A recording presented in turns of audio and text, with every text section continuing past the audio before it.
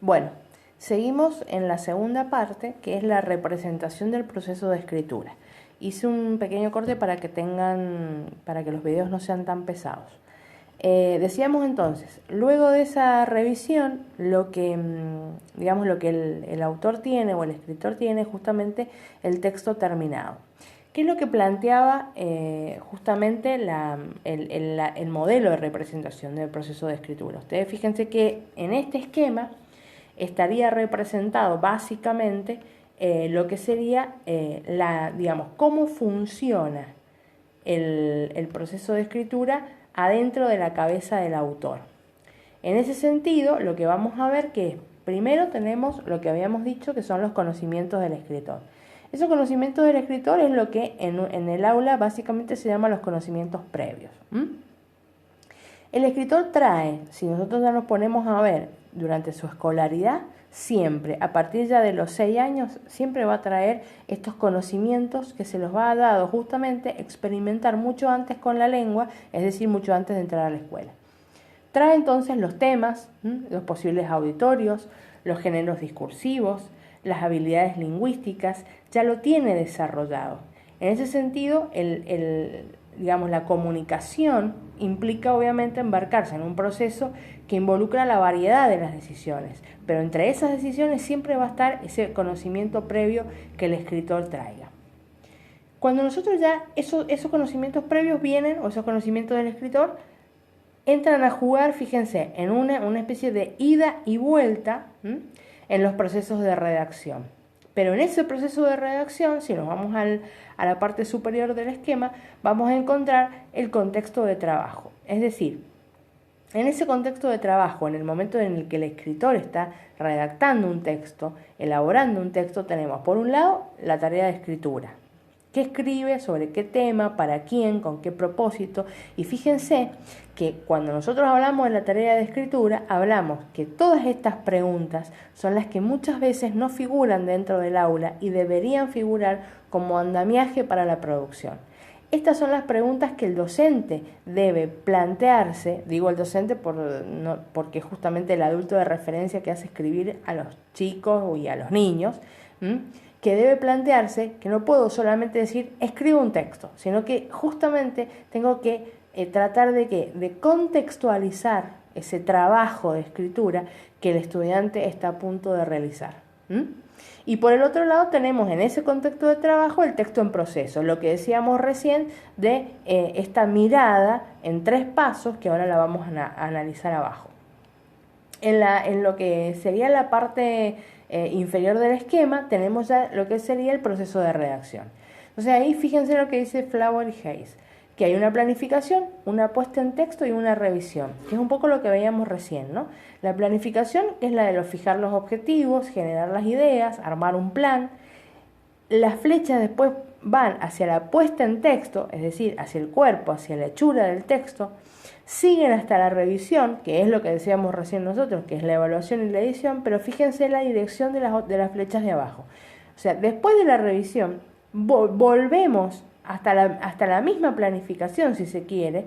Es más, volvemos, si se quiere, hasta el tema, a mirar si las habilidades lingüísticas, si el género discursivo, si el auditorio, si el tema está, digamos, en consecuencia con lo que acabo de escribir. Fíjense que entonces este proceso de redacción tiene, una doble mirada. La mirada que tiene que ver con la producción específicamente y la mirada que tiene que ver con esa revisión y ese monitoreo permanente. En la segunda, en las flechas de abajo, en las flechas que van a ir a monitorear cómo está dado el texto, es en la que interviene el docente, es en la que interviene el psicopedagogo cuando le hace escribir un texto a un estudiante.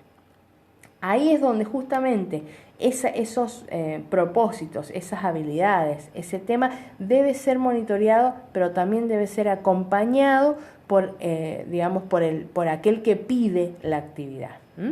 Nosotros decíamos, bueno, el proceso de escritura lleva, ¿no es cierto?, distintos acuerdos, lleva en sí mismos distintos hábitos, distintos intereses, distintos propósitos.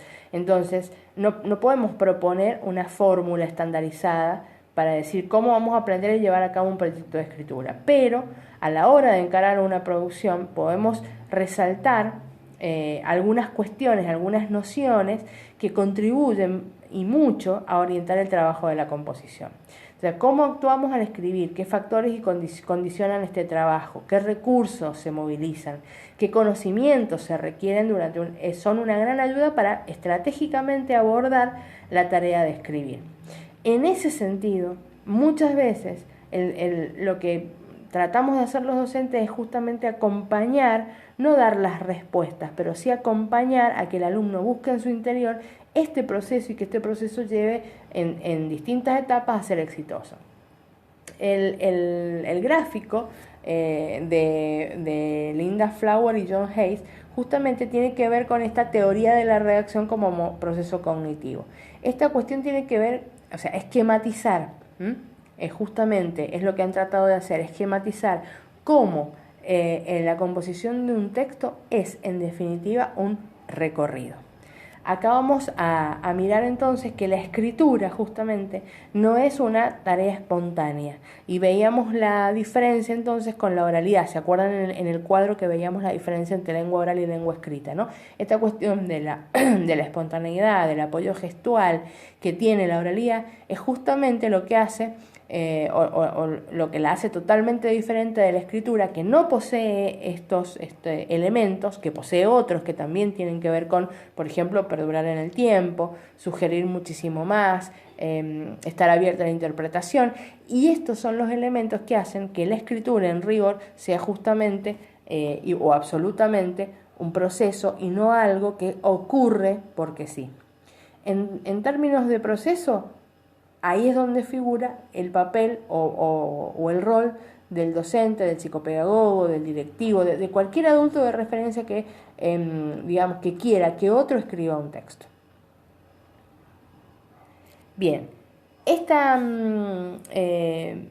digamos, diapositiva es un poco la mirada que y lo que vamos a encarar la clase que viene con las etapas de la adquisición de la escritura. Cuando nosotros hablamos de proceso, decíamos cómo el alumno escribe un texto, pero a lo largo de la formación lo que vamos a tener, y lo voy a enunciar solamente, son que las etapas de la adquisición de la escritura se dividen en la primitiva, la presilábica, la silábica alfabética y la alfabética. Dentro de estas clasificaciones vamos a encontrarnos con los estudiantes en sus diferentes etapas y en sus diferentes momentos de formación dentro de la escuela.